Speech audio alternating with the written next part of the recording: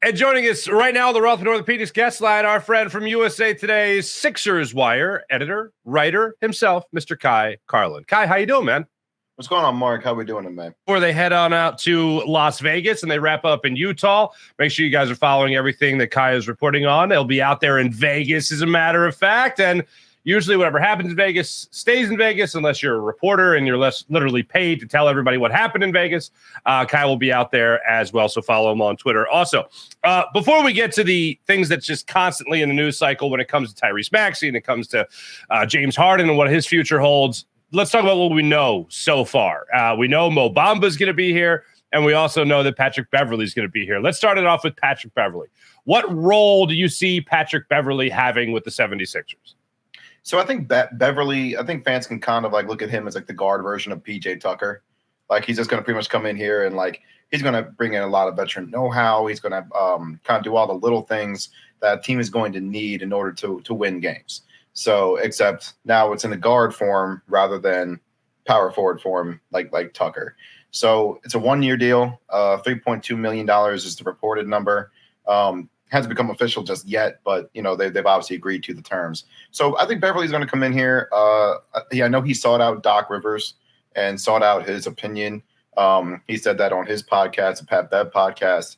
And honestly, I think Doc is right. If the Sixers had Beverly this past year, I think they would have been in a better position to beat the Celtics than they were presently constructed. Obviously, they had a 3-2 lead. I think a guy like Beverly probably would have gotten in everybody's ear and everybody's rear end and be like, "Yo, do not let anything slip away." I think they were kind of missing another guy like that. Who do you think wants to win more, Patrick Beverley or PJ Tucker? Tucker's already got his ring, so I guess I'm going to say Beverly. I'm going to say Pat Bev. Has there ever been a fight in the locker room over who wants to win more? Like both guys obviously want to win, but these guys, I don't know, man. They could come to blows. No. The only fighting you see is PJ Tucker getting on Paul Reed and telling him he's got to be better. But fantastic. All right, so I'm glad you mentioned Paul Reed there. So Mo Bamba's here now. Didn't see that coming. Look, I think that the Sixers are going to load manage the hell out of Joel Embiid this year. I'm not even expecting them to play 65 games in the upcoming season, but they're loading up now. It seems like on the center position, unless it does in fact mean the end for Paul Reed. So what do you expect from Mo Bamba? So I think Paul Reed's going to be back next year.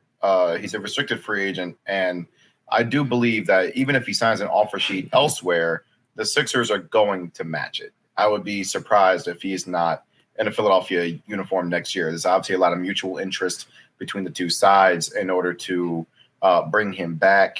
Reed earned his stripes last year, kind of took over the backup center position, took it from Montrezl Harrell probably around the All-Star break, right? Like ever since maybe a little before the break, Reed kind of was the main backup option to Joel Embiid. I thought he played very well in the playoffs, especially in the 2 games when Joel was out. He had a double-double in both games. So I think Reed will be back next year. Bamba is just going to be there to pretty much he's an upgrade over Dwayne Dedmon and Montrezl Harrell. I'm just going to put it like that. Okay. And Dwayne Dedmon is he's a good dude. He and I talked to him a little bit during the playoffs up in Boston, and just he's wonderful. Like he's a really cool dude. But I do think just in terms of talent, the age, Bamba right now probably is an upgrade. And I think Mo Bamba, I think Sixers fans remember he had 32 points against the Sixers the one game while he was with the Orlando Magic, and he knocked down 7 3-pointers. So he's a guy who can knock down 3-pointers. He's a guy who can block shots, score, rebound. He dealt with injuries this past year, but if he's past that, then yeah, he could be a really nice addition. All right, just real quick, I do want to talk a little bit about the Summer League. I know at the time that we're taping this, Sixers have another game in Utah, and then they'll be going on to Vegas. Well, you'll meet up with them.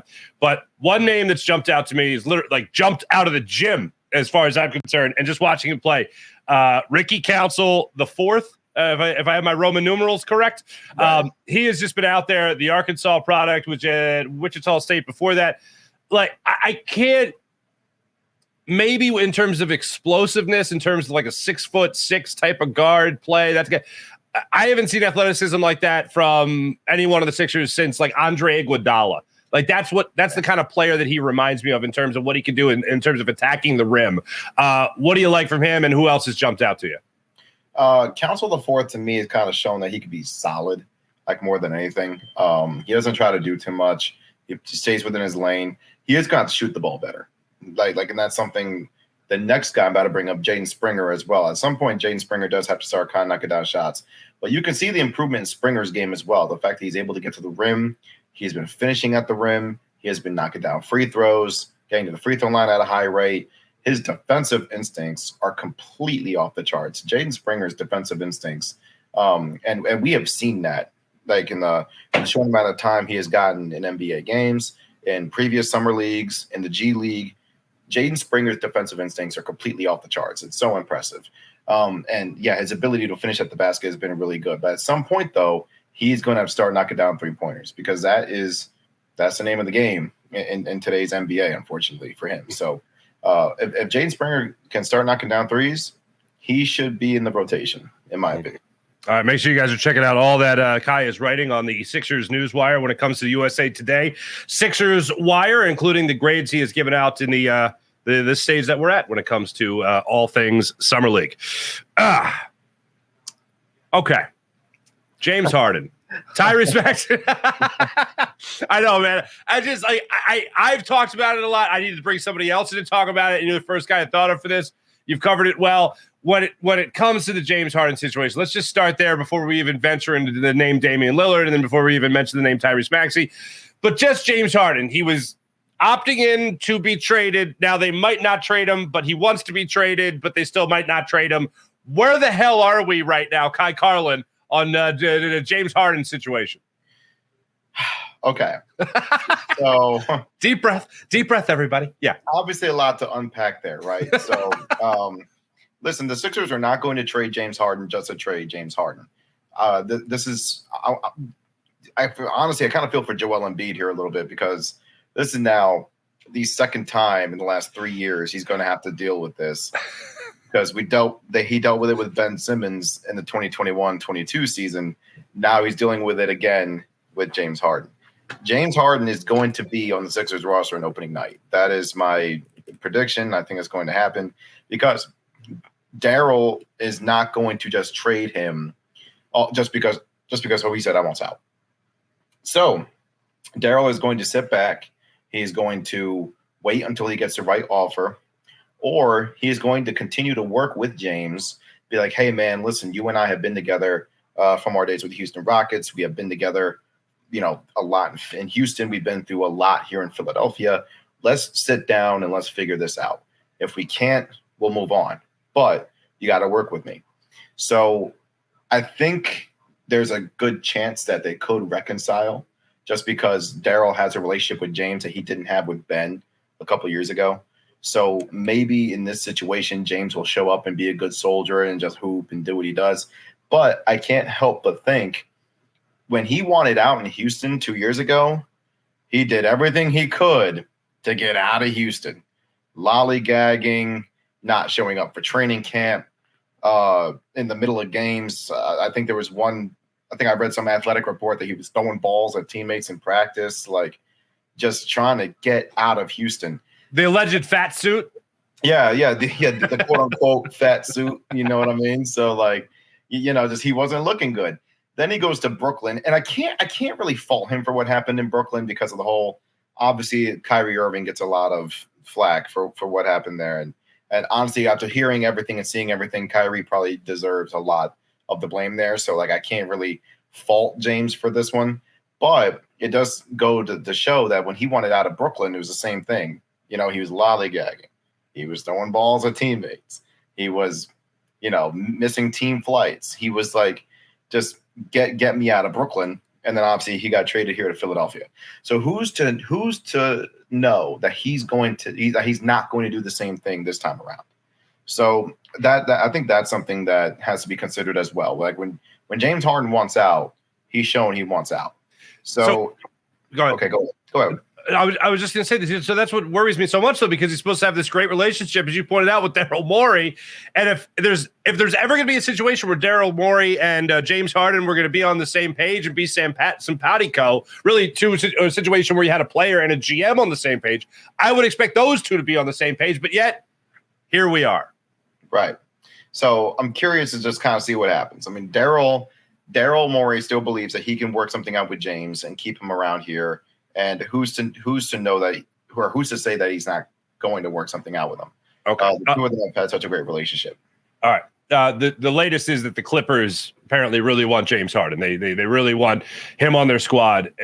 Are we talking about Norman Powell in this situation? Are we talking about anybody that will raise our eyebrows here in Philadelphia that is worth getting back other than maybe a 2028 first-round pick? Nope. All right.